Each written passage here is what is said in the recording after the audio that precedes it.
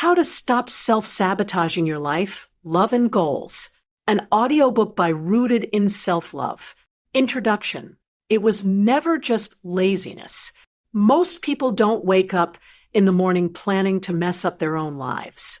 And yet, so many of us find ourselves stuck in the same patterns, procrastinating on things that matter, choosing the wrong partners over and over again, abandoning goals halfway, or staying in situations that don't serve us.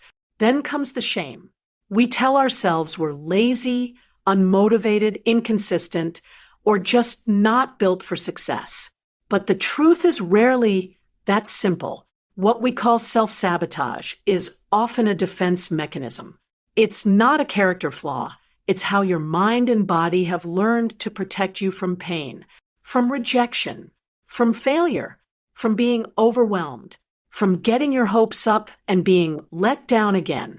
Self-sabotage is a survival response that kicks in when something feels emotionally risky, even if the risk isn't real or logical. The brain doesn't distinguish well between actual danger and emotional discomfort.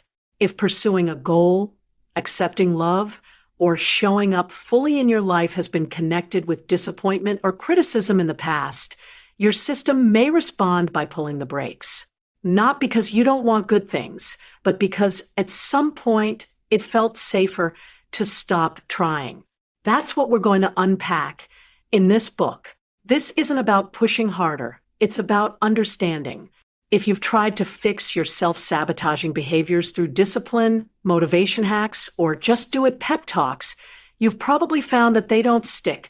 That's because you're addressing the surface, the behavior, instead of the root. In these chapters, we're going to look at the root causes of self-sabotage. We'll explore the psychological, emotional, and sometimes biological reasons behind why you do things that go against what you say you want.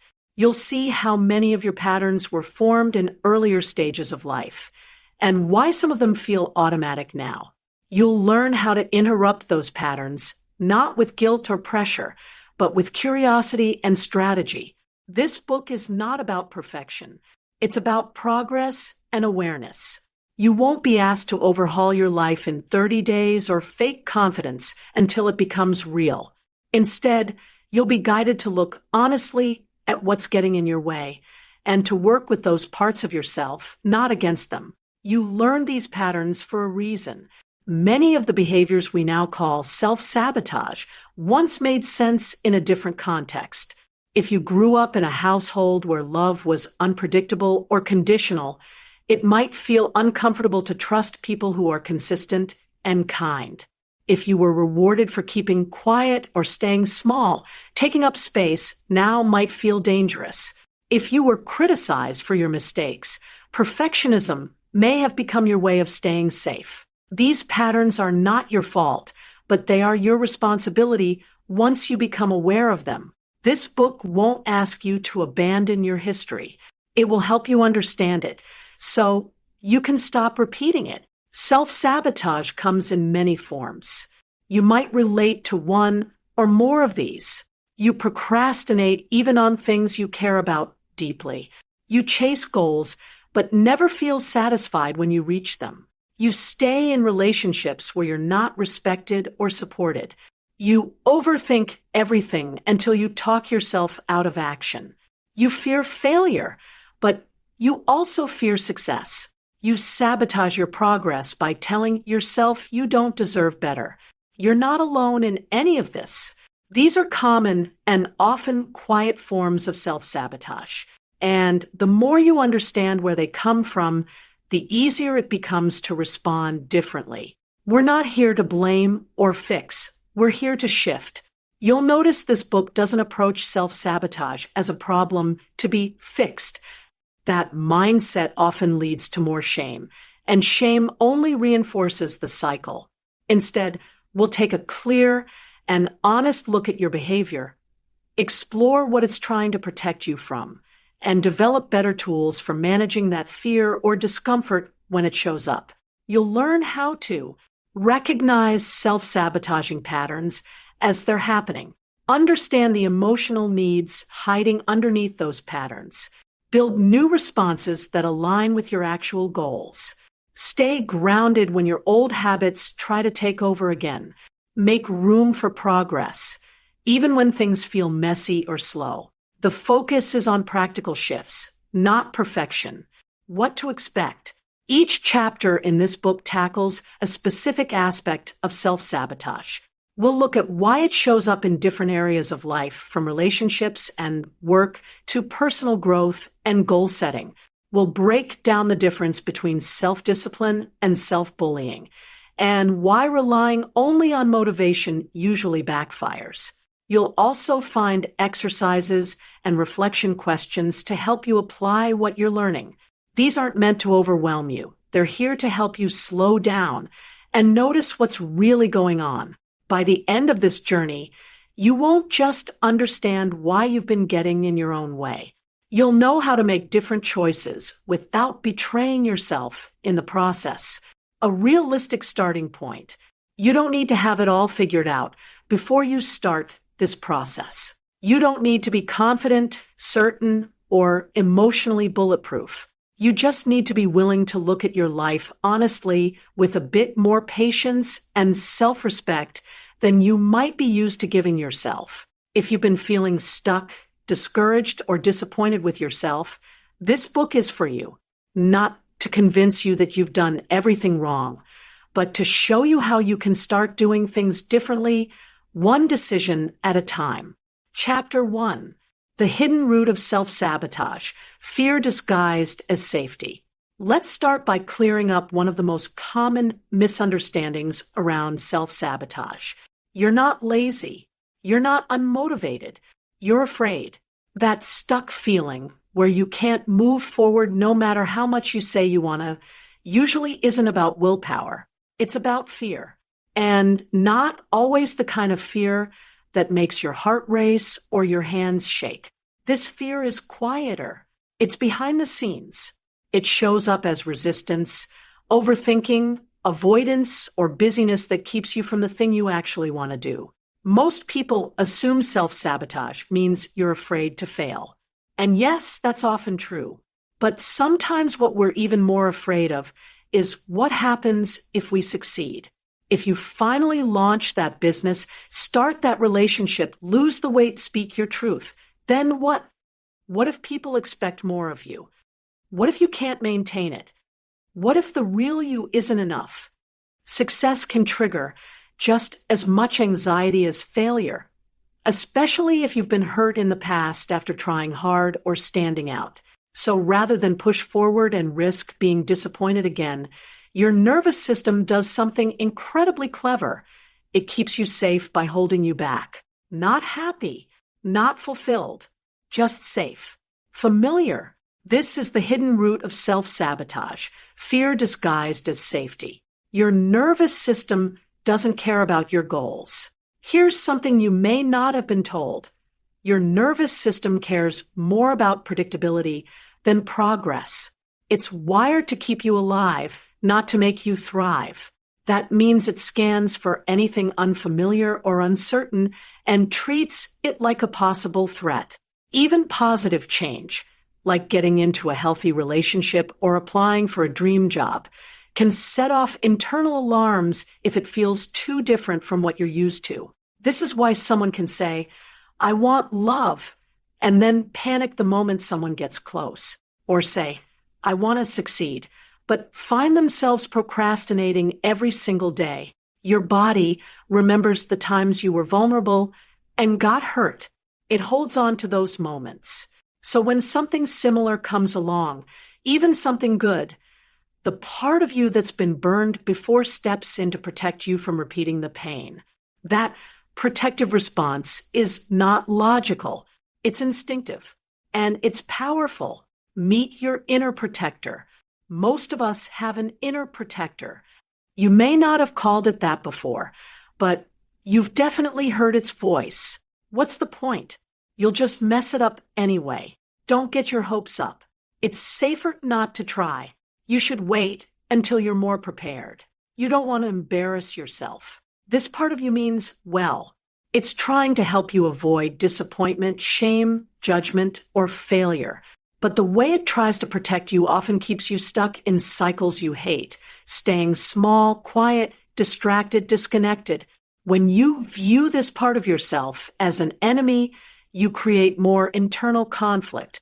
But when you recognize it as a defense mechanism, things start to make more sense. You can stop fighting yourself and start understanding yourself. That's the shift from self-blame to self-awareness. Why familiar equals safe, even when it hurts. Let's say you grew up in a home where you were criticized every time you stood out. Or maybe you learned early that success made other people uncomfortable. Maybe love meant walking on eggshells. Or you were taught not to expect too much from life. If that's the case, you probably developed habits that helped you stay under the radar. Habits like people-pleasing, shrinking yourself, avoiding big dreams, not asking for help, or numbing your emotions. At one point, those behaviors protected you. They made things feel more manageable.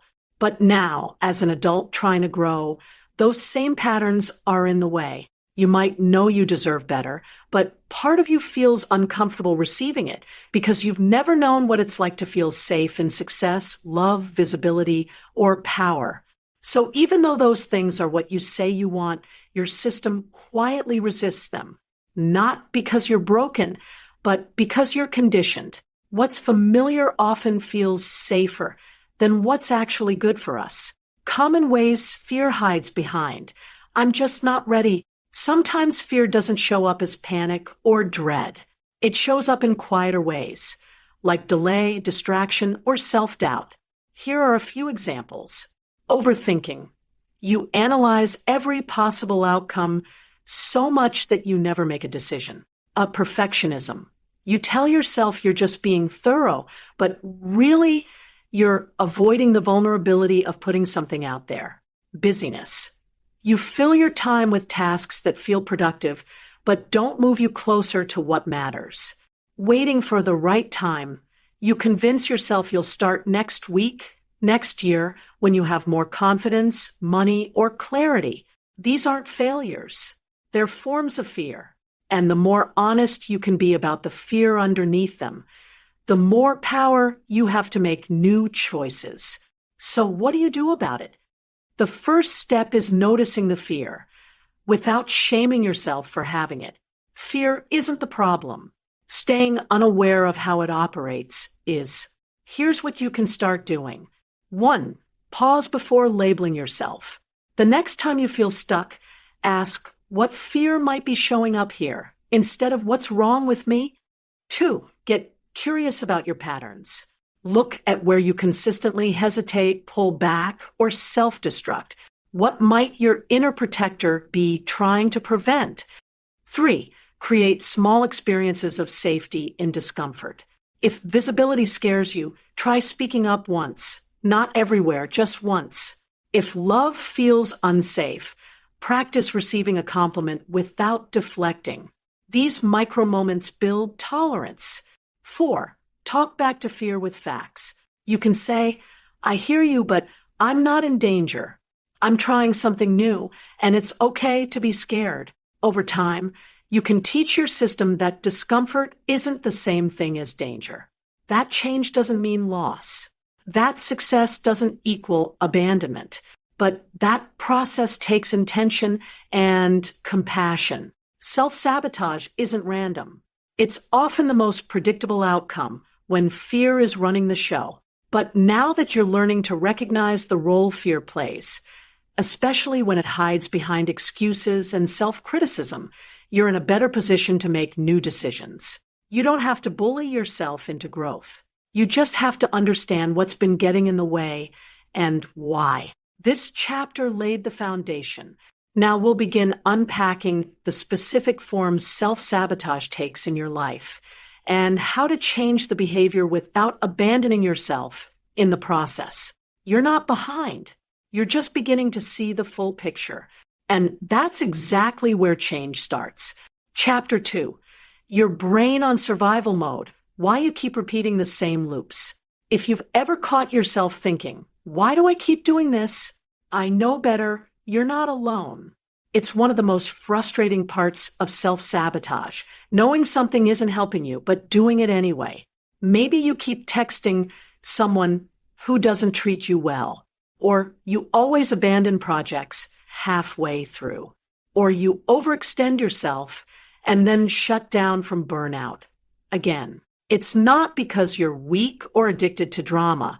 It's because your brain is wired for survival, not happiness. Let's break this down. The brain's first priority, keep you alive. Your brain's job is to protect you, not to help you reach your potential. It doesn't care about your 5-year plan, your vision board, or your desire to grow. Its primary concern is, are we safe right now? And in this context, safe doesn't necessarily mean healthy or joyful. It means predictable, familiar, known. So even if something in your life causes you pain or holds you back, if it's what you've always known, your brain will register it as safe. If chaos, criticism, or emotional distance were part of your early environment, your brain may have built comfort around those patterns.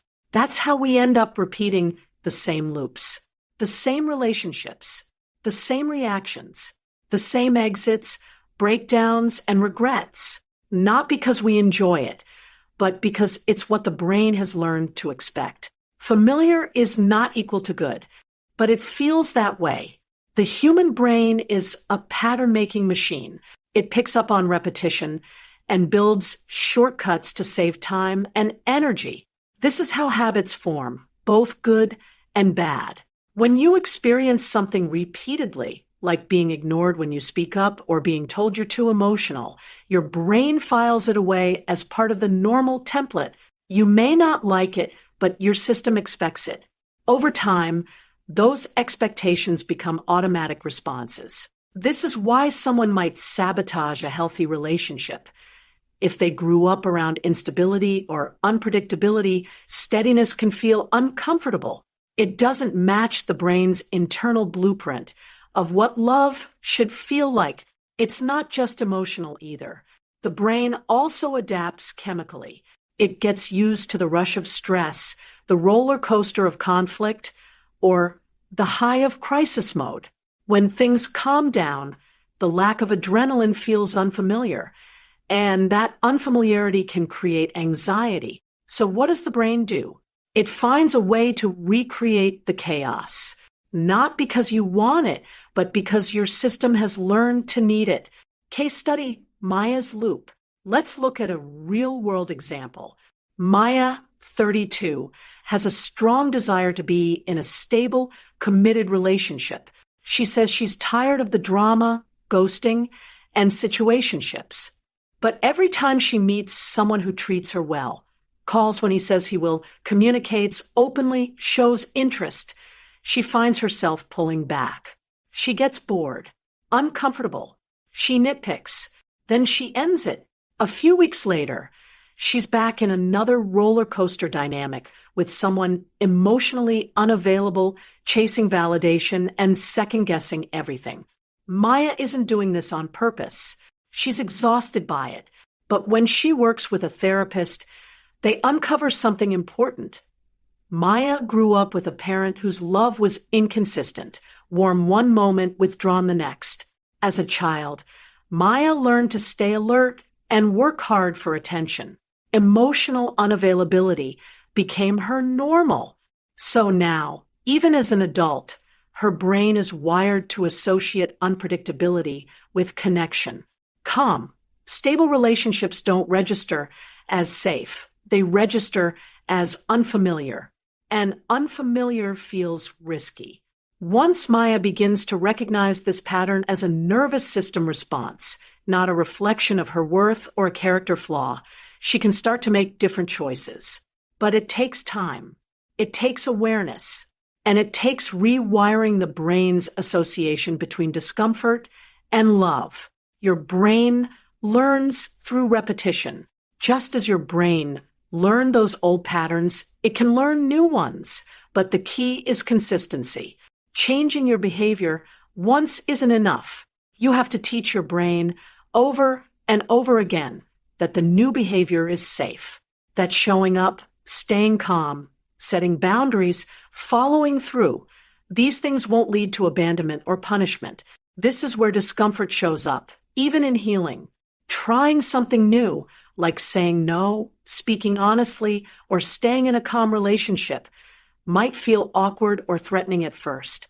That doesn't mean you're doing it wrong. It means your brain is adjusting. Think of it like learning a new route home after years of taking the same road. Even if the new road is smoother and faster, you might still catch yourself drifting back to the old one out of habit. The goal isn't to never slip up. It's to keep returning to the new path until it becomes your default. How to start rewiring the loop. Here are some ways you can begin changing these survival-based patterns. 1. Recognize the loop when it starts. Self-sabotage thrives on autopilot. The more aware you are of the first signs, a familiar excuse, an urge to ghost someone, a sudden dip in motivation, the easier it is to interrupt the cycle. 2. Name the discomfort without judging it. I feel anxious when things are calm. I'm uncomfortable being praised. These moments of honesty are huge. They help you step outside the loop and observe it instead of getting swept up in it. 3. Create new experiences on purpose. If you're used to chaos, seek out calm. If you're used to criticism, look for encouragement. This might feel boring or fake at first. That's normal. Stick with it. 4. Build emotional tolerance. Change feels risky to your system. Instead of pushing through it, try building tolerance slowly. Think of it like stretching a tight muscle. Gentle, regular exposure helps it loosen. 5. Track progress and patterns, not perfection. Did you pause before reacting? Did you stay present in a hard conversation? Did you follow through on something even though it was uncomfortable? That's progress. That's rewiring. The brain is incredibly adaptable. The same way it learned to survive through sabotage, it can learn to thrive through stability, trust, and consistency. But this doesn't happen by accident. It takes awareness and repetition. It also takes self-compassion. You're not failing if the old loop shows up again. It means you're human. The work isn't about getting rid of fear completely. It's about giving your brain new evidence that safety exists outside the old story. In the next chapter, we'll look at how the stories you tell yourself are one of the most common forms of self-sabotage. They keep us stuck in fear of judgment and not enoughness, even when we're trying to improve our lives. Spoiler, trying to get everything right is often what's stopping you from getting started at all. Let's dig into that next. Chapter 3, the stories you tell yourself and how to rewrite them. Self-sabotage doesn't begin with a behavior. It begins with a belief. That belief often sounds like a story, one you've told yourself so many times it feels like a fact. I always mess things up. I'm not the kind of person who follows through. I'm too sensitive. I don't do well in relationships. I'm not as disciplined as other people. Over time, these thoughts become your mental background music. So constant you hardly even notice them, but you live by them, whether you're aware of it or not. The stories you tell yourself shape what you believe is possible, what you think you deserve, and how you respond when things get hard. They become the lens through which you interpret every success, failure, or opportunity. This chapter is about taking that lens off, cleaning it, and choosing something clearer and more accurate. Because your story might feel true, but that doesn't mean it is true. Your inner narrator, where these stories come from. The beliefs driving self-sabotage don't come out of nowhere. They're usually shaped by early messages you received from caregivers, teachers, peers, and life experiences, especially the painful ones. If you were criticized every time you made a mistake, you may have developed a story like, I can't get anything right. If love was inconsistent, you may have decided, I'm too much, or people always leave. If you were praised only when you achieved something, your story might be, I'm only valuable when I'm successful. These are called core beliefs, the deeply rooted ideas you hold about yourself, others, and the world. Once formed, they influence how you interpret everything that happens around you. According to cognitive behavioral theory, we don't respond directly to events. We respond to the meaning we attach to them. That meaning is shaped by your core beliefs. In other words, it's not just what's happening.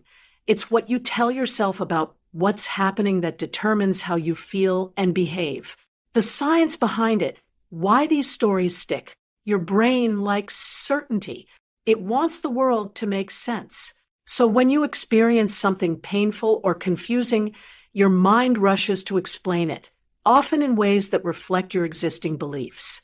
Psychologist Aaron Beck, the founder of cognitive therapy, found that negative core beliefs act like mental filters. They determine which evidence you focus on and which you ignore. For example, if your belief is, I'm not good enough, you're more likely to notice and remember situations that reinforce that idea and downplay or dismiss situations that contradict it. This is called confirmation bias, and it's one reason harmful self-narratives are so hard to change. Your brain literally edits reality to match your beliefs. Another factor is neuroplasticity, your brain's ability to form and strengthen neural pathways based on repeated thoughts and behaviors. Every time you repeat a story like, I'm not capable, you reinforce a network in your brain that makes that thought easier to access and more automatic. The good news? Neuroplasticity also means you can create new pathways by repeating new thoughts. But it doesn't happen by accident. It happens with practice, rewriting the story where change begins. You can't change what you don't first notice. So let's begin with awareness. Start by identifying some of the stories you tell yourself when you make a mistake, someone disappoints you, you're about to try something new, you receive praise or criticism, you feel like giving up. Write them down without judgment. This isn't about fixing anything yet. It's about seeing what's there. Some examples might include, this always happens to me. I'm just not cut out for this. People will think I'm a fraud. If I can't do it perfectly, there's no point. They're probably going to leave eventually. Once you've listed a few recurring narratives, ask yourself, where might I have learned this belief? Is it 100% true or just familiar? What evidence supports it? And what evidence challenges it? How does this belief affect the choices I make?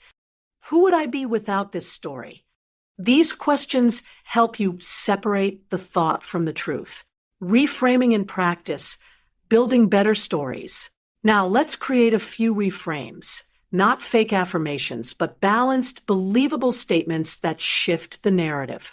Reframe examples. Instead of, I always mess things up, try, I've made mistakes, but I also learn and adjust. Instead of, I'm not disciplined enough, try, discipline is a skill I can practice, not a trait I was born with. Instead of, I never finish anything, try, I've struggled with consistency, but I'm building new habits.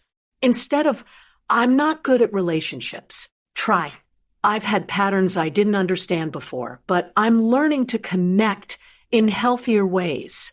These aren't meant to sugarcoat reality. They're meant to expand it, to give you more choices than the automatic scripts you've been repeating for years. Journaling prompts for rewriting your story. Take some time to reflect on these prompts. Don't rush. Answer honestly, even if it's uncomfortable. 1. What's one story I've been telling myself for years that no longer serves me? 2. Where did this story begin? Who or what influenced it?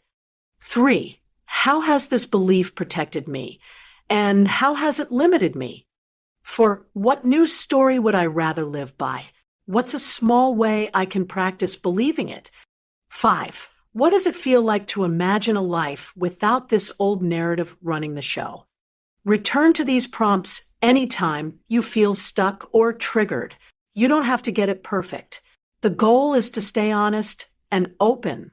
The bottom line, every act of sabotage starts with a thought, a belief, a sentence you've repeated so many times it became part of your identity. But your identity is not fixed. The stories you've been living by can be edited, rewritten, reclaimed. It doesn't happen overnight, and it doesn't happen by simply thinking positively. It happens through slow, intentional practice, catching the story, questioning it, and replacing it with something more aligned with who you want to be. This is the beginning of true self-trust. In the next chapter, we'll look at one of the most common side effects of these old narratives, sabotaging healthy relationships, and how it keeps you stuck in the same cycle, even when you're tired of it. Let's keep going. When love feels like danger, sabotaging healthy relationships. Some people sabotage their careers. Others sabotage their health. But one of the most common and confusing forms of self-sabotage shows up in relationships. You say you want closeness, but you feel overwhelmed when someone tries to get close. You crave love, but you keep chasing people who won't commit. Or maybe you meet someone kind and consistent, and suddenly you start pulling back, nitpicking, overanalyzing, or losing interest altogether. It can feel like emotional whiplash, wanting connection and then pushing it away. If this sounds familiar, it doesn't mean you're broken or dramatic. It means love, or at least the version of love you've known, might not feel safe. This chapter is about understanding why. Why you push away what you say you want. Why the chase feels better than being chosen. Why healthy attention can feel more threatening than rejection. Once you see the pattern clearly, you can begin to shift it. Love and the nervous system. Why closeness can trigger fear. Your nervous system doesn't separate emotional risk from physical danger. If closeness has ever been linked with pain, criticism, abandonment, manipulation, betrayal, your body will respond to emotional intimacy as if it's a threat. And not just in abusive relationships. Even subtle things, like growing up with a parent who was emotionally distant, inconsistent, or overly involved, can shape how your system responds to love. If love meant unpredictability, you may now associate stability with boredom or suspicion. If love meant self-abandonment, you might overextend yourself in every new connection. If love meant rejection, you might reject others first so you don't have to be the one left behind. This is how people end up sabotaging good relationships. Not because they don't want them, but because something deep down equates love with danger. Are you reenacting old pain? When a relationship triggers an outsized emotional reaction, anxiety, mistrust, pulling away, clinging, or trying to control, there's often a past wound being activated. This happens when your current partner or potential partner reminds your nervous system of someone from your past, even if they're completely different. Maybe they're unavailable in a way that feels familiar.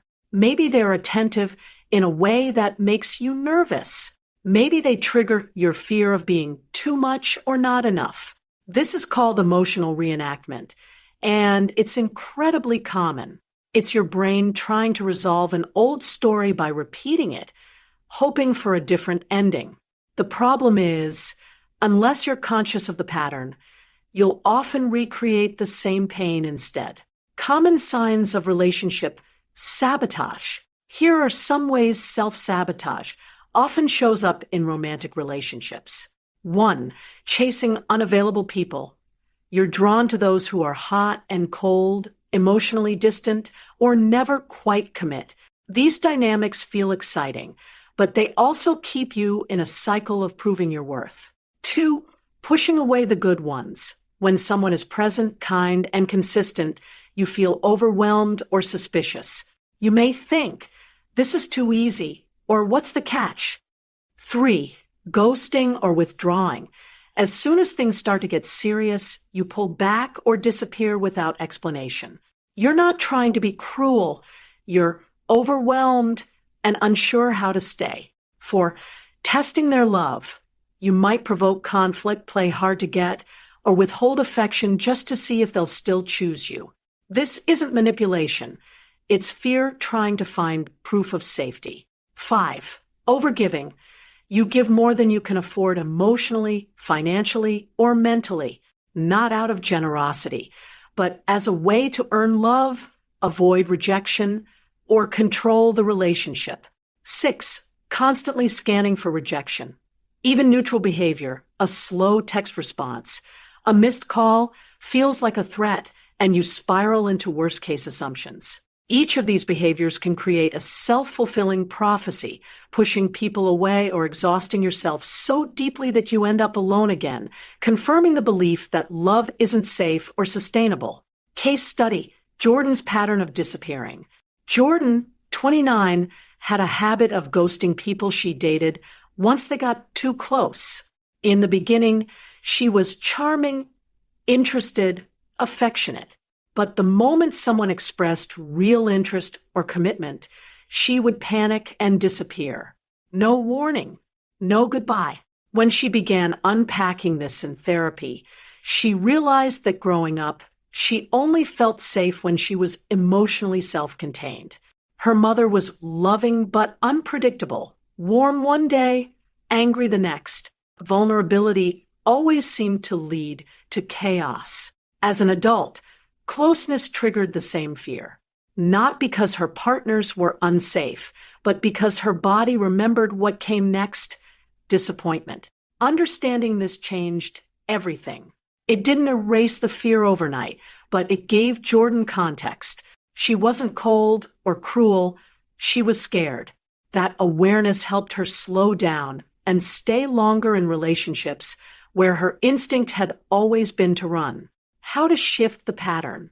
Here are practical ways to begin breaking out of relationship sabotage patterns. 1. Notice your reactions without judgment. When you feel overwhelmed, clingy, or avoidant, pause. Ask, what part of me is feeling unsafe right now? What past experience might this be reminding me of? 2. Slow down your response.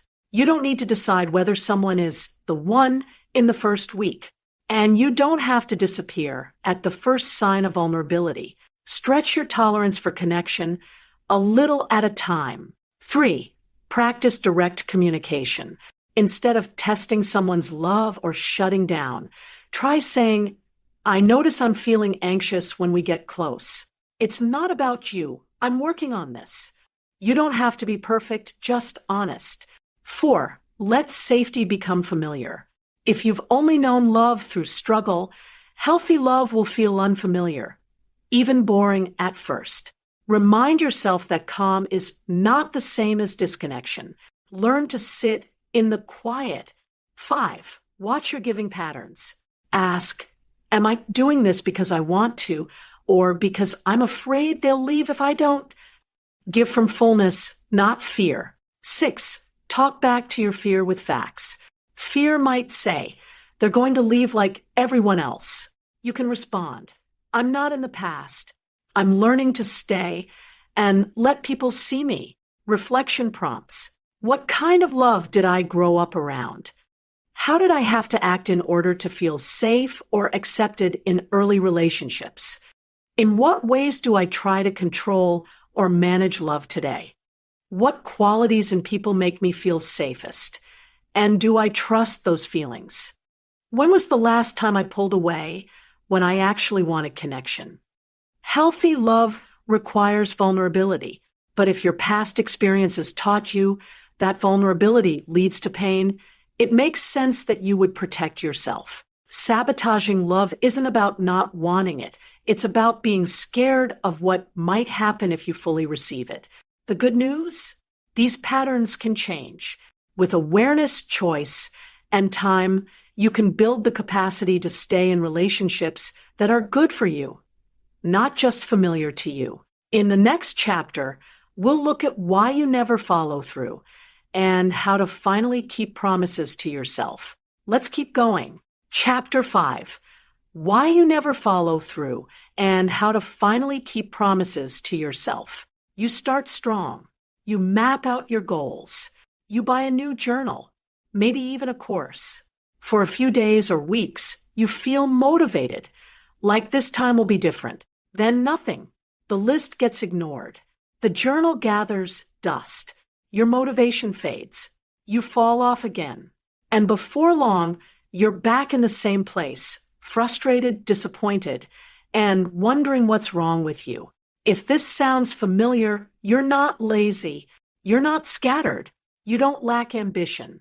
What you may be struggling with is self-trust, the internal belief that you can rely on yourself to do what you say you will. And without self-trust, consistency becomes nearly impossible. Consistency isn't about discipline. It's about safety. We tend to think that consistency is a willpower issue, that if we were just more disciplined or committed, we'd follow through. But research tells a different story. In a 2011 study by Stanford psychologist Dr. Kelly McGonigal, participants were observed over time in their attempts to create behavior change. The group that relied on self-compassion when they made mistakes was significantly more likely to stay consistent than the group that responded to setbacks with guilt or self-criticism. In other words, people who were kind to themselves after falling off track were more likely to get back on track. This matters because consistency isn't about never messing up. It's about what you do after you mess up. And the people who have the most success are often not the most disciplined. They're the most self-supportive. They trust that if they fall off, they won't fall apart. Why you might be struggling to follow through. There are a few reasons people struggle with consistency. None of them are moral failures. Most come down to unmet needs, nervous system overload, or unrealistic expectations. Let's break a few of them down. 1. You associate goals with pressure, not joy. If you've used goals to prove your worth in the past, they may now trigger anxiety. Your brain may associate planning with criticism, failure, or shame. 2. You're trying to go too big, too fast. Starting 10 new habits at once might feel ambitious, but it overwhelms your nervous system and sets you up to crash. When you don't follow through, you feel like a failure and the cycle repeats. 3. Your self-trust is low. If you've broken promises to yourself repeatedly, even with good intentions, part of you stops believing that you'll follow through, and that skepticism starts to shape your identity. 4. You use motivation as a strategy. Motivation is emotional. It comes and goes. When you build a system that depends on feeling in the mood, you'll struggle to show up when the emotion wears off. 5. You're still stuck in all or nothing thinking. You either do everything perfectly or you do nothing at all. You miss one workout, so you quit. You eat one cookie, so you give up the plan. This rigidity kills consistency. The real secret: self-trust over self-control. Self-trust isn't a trait you either have or don't. It's a skill. And like any skill, it's built through repetition and experience. You build self-trust by keeping micro-promises to yourself, small commitments that are so doable you almost can't fail. Why? Because every time you follow through, you collect evidence that you can rely on yourself, that you don't need to hustle your way to worthiness, that you don't need to be perfect to be consistent. These small wins matter more than grand gestures. How to build self-trust and follow through. Here's a step-by-step process you can begin using today. 1. Shrink the promise. Most people start with goals that are too big. Instead of saying, I'll write a chapter a day, say, I'll write for 5 minutes. Instead of, I'll meditate every morning for 30 minutes, try, I'll take 3 deep breaths when I wake up. This isn't about aiming low. It's about aiming sustainably. The smaller the promise, the more likely you are to keep it. And keeping promises is how you build trust. 2. Make the promise specific. Vague goals like be more productive or eat healthier are hard to measure. Clear promises like write one paragraph or drink one glass of water after lunch are easier to track and fulfill. If you can't picture what success looks like, your brain won't know when you've succeeded. 3. Attach the habit to something stable. This is called habit stacking, pairing a new habit with an existing one. For example, after I brush my teeth, I'll stretch for 1 minute. This gives your brain a cue and makes the habit easier to remember. According to research by B.J. Fogg at Stanford's Behavior Design Lab, habits that are attached to stable anchors, like meals or routines you already do daily, are more likely to stick. For celebrate the completion, not the scale. Even a small promise kept deserves recognition. When you follow through, pause. Take a deep breath. Acknowledge it. This helps your brain release dopamine, the chemical associated with reward and motivation, and reinforces the behavior. 5. Use a no-shame comeback plan. You will fall off sometimes. That's not failure, it's feedback. When that happens, resist the urge to start over completely or punish yourself. Instead, ask, what got in my way? And how can I make this easier next time? Self-trust is built in those exact moments, when you mess up and choose to return anyway. What to do when you've already stopped believing yourself. If you've told yourself, this is the year I'll change every year for the past 5, and haven't, your brain might be skeptical. That's okay. Don't try to convince yourself with hype. Show yourself with action. Start so small that your brain doesn't have time to argue. Let results speak louder than perfection. You don't need to wait until you feel ready or confident. Start with one action, then another. Let your evidence rebuild your belief. Reflection and journaling prompts. What's one promise I've broken to myself more than once? What would a smaller version of that promise look like? How do I usually talk to myself when I fall off track? What would it feel like to come back with compassion instead of guilt? What's one small action I can take today to show myself I'm trustworthy? Following through isn't about hustle or hype. It's about learning to trust yourself, not in a loud, flashy way, but in quiet, consistent choices. You don't have to change your life overnight. You just have to change the way you show up for yourself. One kept promise at a time. In the next chapter, we'll look at how procrastination is emotional and not logical. Your brain is good at keeping you safe, not at making you win. Let's keep going. Chapter 6, procrastination is emotional, not logical. You might think procrastination is just poor time management or laziness. But here's the truth. Procrastination is never about the clock. It's about what's happening beneath the surface, the emotional currents pulling you away from action. Procrastination is avoidance. Avoidance of discomfort. Avoidance of imperfection. Avoidance of the risk of failing or being judged. When you find yourself stuck, scrolling endlessly or busying yourself with meaningless tasks, your mind is trying to protect you from something, an uncomfortable feeling you don't want to face. It's your brain's way of saying, not yet. I'm not ready for this. But here's the catch. Waiting for the right moment or perfect feeling is a trap. That moment rarely arrives. The good news? Once you understand procrastination as an emotional response, you can begin to untangle it. Why logic alone won't defeat procrastination? Your rational mind can plan, organize, and list everything you need to do. But procrastination doesn't respond to logic. It responds to feelings. You might know exactly what needs to happen, but still feel paralyzed because your emotions are screaming, "This feels scary," or "I'm afraid I won't do it perfectly." Trying to push through with willpower alone is like trying to row upstream against a river you can't see.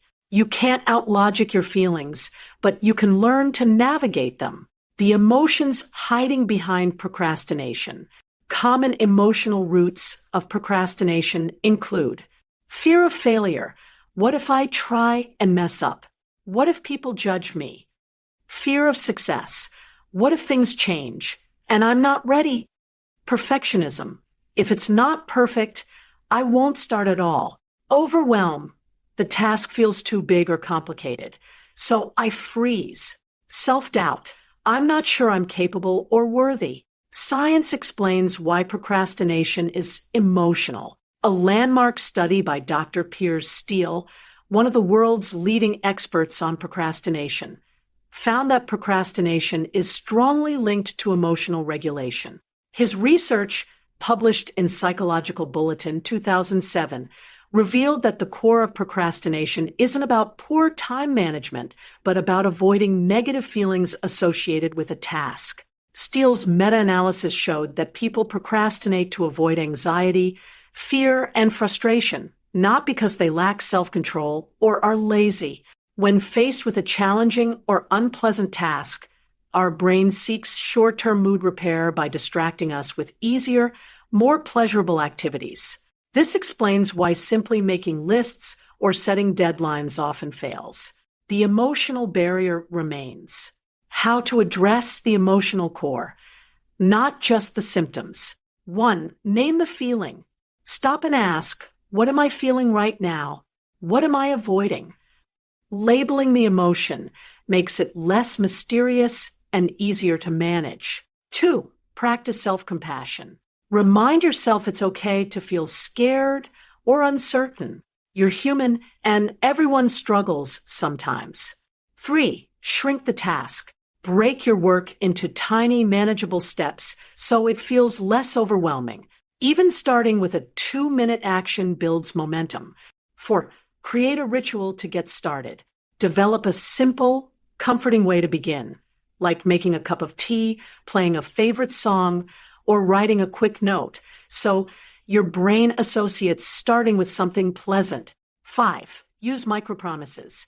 Make small promises to yourself you can keep, like, I'll write 1 sentence, or I'll just open the document. This builds self-trust over time. 6. Allow imperfection. Give yourself permission to create badly at first. Remember, progress beats perfection every time. When you don't feel ready, start anyway. Waiting to feel ready is like waiting for the clouds to part before stepping outside. Sometimes you have to take the first step despite the fog. Starting, even in discomfort, signals to your brain that it's safe to proceed. Over time, action reduces anxiety and builds confidence. So the next time procrastination shows up, remember, it's not a time problem. It's an emotional one. Be kind to yourself, lean into the feelings, and start small. The hardest part is showing up. Once you do, everything else follows. Chapter 7. Perfectionism, people-pleasing, and the pressure to be good. Self-sabotage isn't always loud or messy.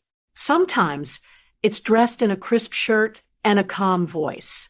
It hides behind over-preparing, agreeing to every request, and refusing to ask for help, all in the name of being good. This is high-functioning sabotage.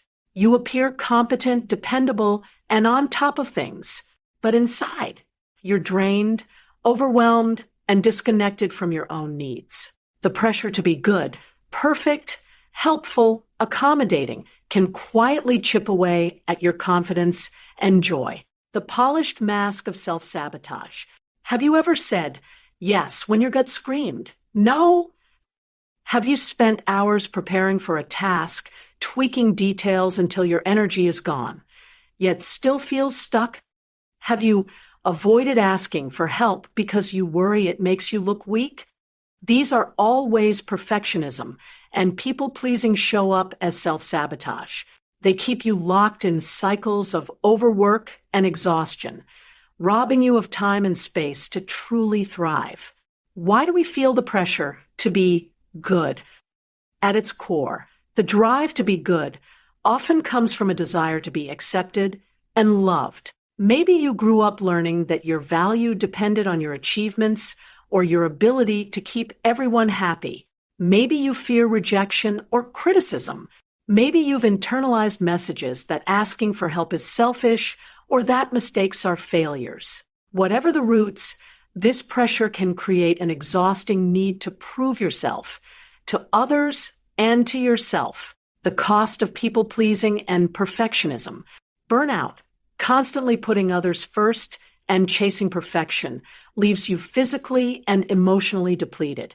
Loss of identity. When you prioritize others' expectations, you lose touch with your own desires and boundaries. Resentment. Saying yes when you want to say no builds frustration and sometimes anger toward yourself and others. Self-doubt. If your worth depends on being good, any slip feels like a personal failure. How to reclaim your energy and set boundaries. 1. Recognize the signs. Notice when you're stretching yourself too thin or people-pleasing out of obligation rather than genuine desire. 2. Practice saying no. Start small. Saying no is a gift to yourself and others. It creates space for what truly matters. 3. Lower the bar. Perfection is a myth. Give yourself permission to do good enough. Progress matters more than perfection. 4. Ask for help. Requesting support doesn't make you weak. It makes you human. Let others contribute. 5. Set boundaries with love. Boundaries aren't walls. They're bridges to healthier relationships with others and yourself. 6. Reclaim your identity. Spend time reflecting on your true needs and desires beyond what others expect. Remember, being good doesn't mean being perfect. You don't have to earn love or respect by overextending yourself. Your worth isn't measured by how much you do or how perfectly you do it. You deserve rest, support, and kindness, especially from yourself. Chapter 8. How to recognize when you're addicted to chaos. Have you ever noticed that when life finally settles into calm, you start stirring the pot? Maybe you pick fights when things are good, or you create drama where none existed, almost as if peace feels strange. If this sounds familiar, you might be addicted to chaos. Why does chaos feel like home? For many, chaos is not just occasional drama. It's a familiar rhythm, a place of intensity where emotions run high and the world feels alive. This happens when we've been conditioned by past environments, childhoods, or relationships marked by instability, unpredictability, or dysfunction. In such settings, calm and peace can feel empty, boring, or even unsafe. Chaos becomes the normal, the place where you feel most alive or connected, even if it exhausts you. Signs you might be addicted to chaos. You find yourself creating conflict or drama when things get calm. You feel restless or bored in peaceful moments. You seek intense emotional experiences, even painful ones. You struggle to maintain calm relationships for long. You feel drawn to situations or people that are unpredictable or unstable. Case study, Mia's journey from chaos to calm. Mia was always the fire starter in her friend group. Whenever things settled, she'd somehow create tension, sending sharp texts, raising her voice, or picking fights. She didn't understand why she sabotaged her happiness until she began therapy. Mia's childhood was filled with unpredictable fights between her parents. Chaos was all she knew growing up, so calm felt foreign and even scary. Her brain associated intensity with safety and connection. Through therapy, Mia learned to recognize this pattern as a form of emotional addiction. She began practicing self-awareness, noticing when the urge to stir things up arose and asking herself what she really needed beneath the surface. With time, Mia found ways to create peace that felt alive, setting clear boundaries, pursuing passions, and nurturing relationships based on respect rather than drama.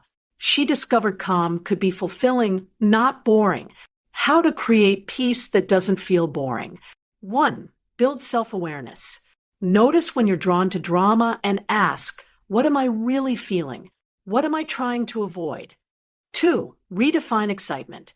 Find healthy sources of joy and stimulation. Hobbies, creative projects, friendships that uplift you. 3. Practice calm as a skill.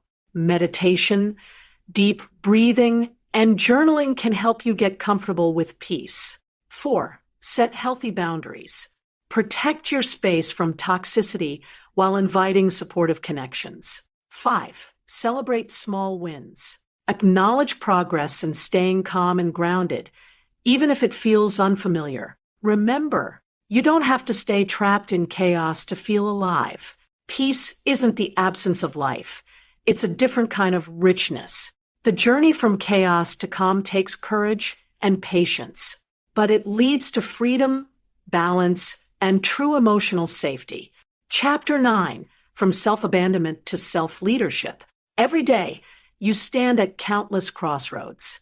Each choice you make either pulls you deeper into self-sabotage or nudges you closer to alignment and self-love. Self-abandonment happens slowly, in the little decisions where you ignore your needs, doubt your worth, or silence your inner voice. Self-leadership is the courageous act of reclaiming those moments and steering your life with kindness, intention, and respect, especially when it's hard. What does self-leadership look like? It's not about perfection or having it all figured out. It's about showing up for yourself consistently, speaking kindly to yourself in the mirror, even on bad days, setting boundaries that protect your energy, choosing actions that honor your values and well-being, saying no to things that don't serve your highest good, forgiving yourself when you stumble, and trying again. The science behind self-leadership. Research in psychology shows that self-leadership significantly improves resilience, emotional regulation, and well-being. A notable study published in the Journal of Leadership and Organizational Studies, Neck and Houghton, 2006, introduced the concept of self-leadership as a process where individuals influence themselves to achieve self-direction and self-motivation. Neck and Houghton found that practicing self-leadership strategies, such as positive self-talk, goal setting, and self-reward, helps people build stronger internal motivation and overcome challenges more effectively. This means the way you talk to yourself and manage your daily choices has a direct impact on your ability to break free from self-sabotage. Daily practices to lead yourself with love. 1. Mirror work. Look yourself in the eyes and speak affirmations that reinforce your worth. Try, I am enough, or I deserve love and kindness.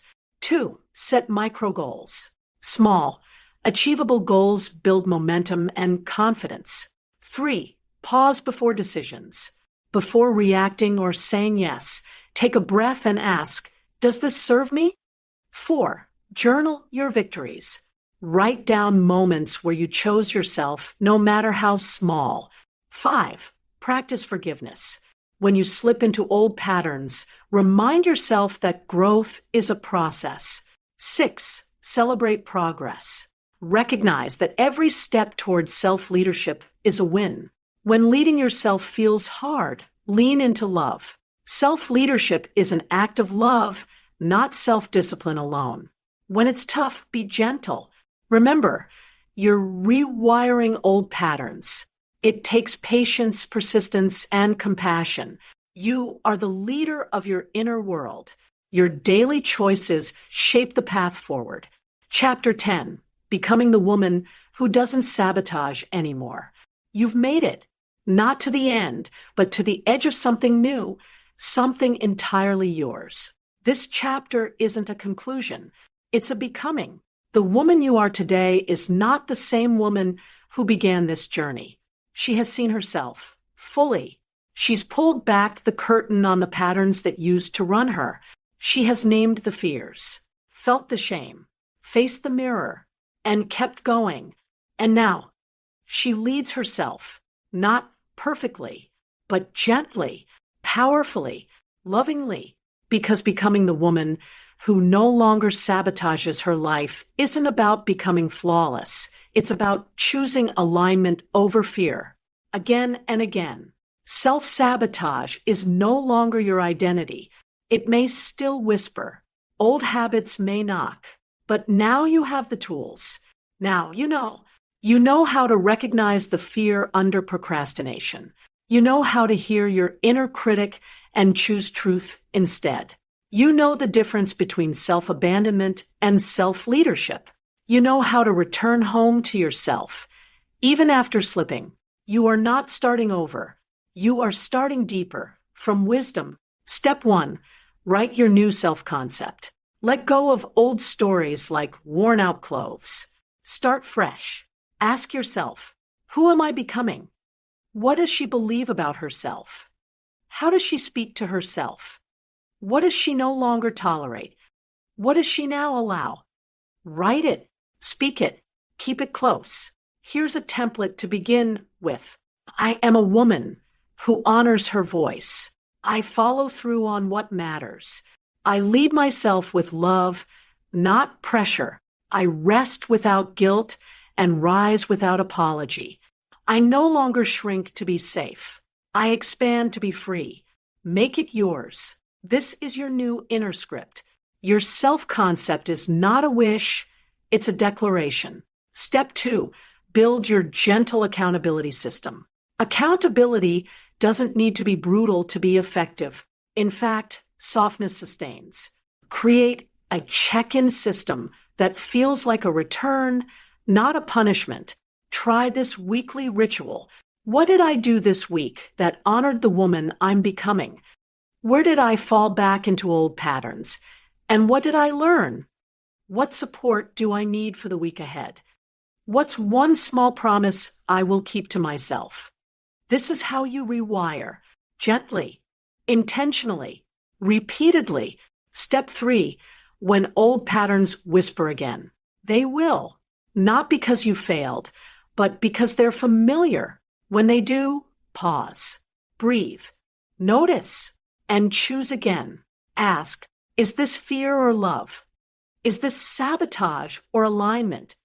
What would the woman I'm becoming do next? Let your highest self lead, not from force, from love. One final truth. You don't become her all at once. You become her in moments. In the quiet ones where you choose rest over proving. In the hard ones where you speak up instead of pleasing. In the subtle ones where you finally say yes to yourself. This isn't about perfection. It's about repetition, integrity, grace. And now, you walk forward, not as the woman who's trying to fix herself, but as the woman who came home to herself. She no longer sabotages. She chooses. Final words, a love note to the woman who's becoming. You are not broken. You are not behind. You are not too much or not enough. You are a whole, worthy, wildly powerful woman who simply forgot for a while. But now you remember. So write your story in bold ink. Speak your truth with a steady voice and live, not in fear of falling, but in devotion to rising, because this is your becoming. And you're just getting started. Thank you for spending this time with us. If this audiobook helped you see your patterns more clearly or gave you the tools to start showing up differently, go ahead and hit like. It's a small click that makes a big difference. Don't forget to subscribe so you never miss an upload, because there's so much more coming your way around self-trust, healing, and becoming the version of you that doesn't self-sabotage anymore. And I'd love to hear from you. Drop a comment and let us know, what's one promise you're going to keep to yourself starting today? Be sure to check out other audiobooks on self-development from our channel. Let's grow together. You've got this. Until next time, stay rooted in self-love.